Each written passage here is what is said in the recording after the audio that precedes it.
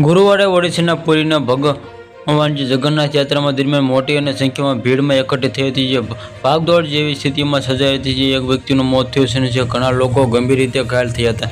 જે પ્રાથમિક માહિતી અનુસાર જે પહાડી વીજ દરમિયાન જે ભાગદોડ મચી હતી, એવું કહેવામાં આવી રહ્યું છે કે બાહ્ય સુરક્ષામાં ઘેરાબંધીમાં આશરે 500 મીટર દૂર રહેલા ભાગદોડ મચી હતી. જે આ ઘટનાની મોટી સંખ્યામાં લોકો ઘાયલ થયા હોવાનો અહેવાલ છે. જે પ્રાથમિક માહિતી અનુસાર જે પહાડી શોભાયાત્રામાં જે પૂર્ણ થયા બાદ પછી માળા ઉતાર્યા પછીની હોસ્પિટલથી આશરે 1 કિલોમીટર દૂર એક ચોક પાસે ભક્તોની જે વિશાળ ભીડ વચ્ચે અચાનક ઝપાઝપી થઈ હતી. જ્યાં ઘટના દરમિયાન જે એક પુરુષ અને એક મહિલા ભક્તો પડી ગયા. તેઓને પડી જતા ભીડના દબાણથી નીચે ઘણા અન્ય ભક્તો રસ્તાની બાજુમાં ફસાઈ ગયા, જેના કારણે તેને ઇજાગ્રસ્ત થયેલા ઘાયલોને તાત્કાલિક એમ્બ્યુલન્સ દ્વારા નજીક હોસ્પિટલ લઈ જવામાં આવ્યા. સ્થાનિક સૂત્રોમાં અનુસાર જે ભક્તોને હોસ્પિટલમાં મૃત્યુ થયું અને જ્યારે બીજાનું સારવાર દરમિયાન મૃત્યુ થયું હોવાનું કહેવામાં આવે છે. મૃતકોની અનેક ઓળખમાં કટક અને જિલ્લાના અનેક દાસમાં તરીકે છે. વહીવટી હજુ સુધી આ વાતની સત્તાવાર પુષ્ટિ કરી નથી અને પત્રકાર સાથે વાત કરવાનો પૂરી ઘટના સ્થળ